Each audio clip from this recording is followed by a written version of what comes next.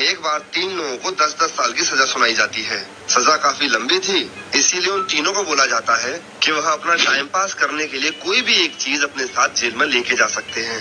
इसीलिए पहला बंदा अपने साथ बहुत सारी बुक्स लेके जाता है, दूसरा बंदा पेंटिंग का सामान लेके जाता है और तीसरा बंदा लेके जाता है बहुत सारी सिगरेट्स। जब उनकी सजा के 10 साल पूरे हो जाते हैं तो जेलर उनसे मिलने आता है और उनसे पूछता है कि वो लोग जेल से बाहर निकलने के बाद क्या करेंगे।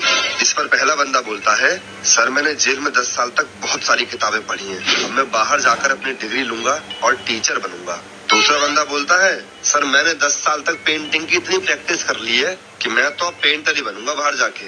इसके बाद जब जेलर तीसरे बंदे के पास जाता है तो देखता है कि उसकी सारी सिगरेट्स ऐसे के ऐसे ही रखी हुई हैं। यह देखकर जेलर उससे बोलता है कि भाई जब पीनी ही नहीं थी तो मंगाई क्यों थी? सर मंगाई तो पीने के लिए ही थी, पर ये भूल गया था कि इनको जलाने के लिए लाइटर भी चाहिए होता है।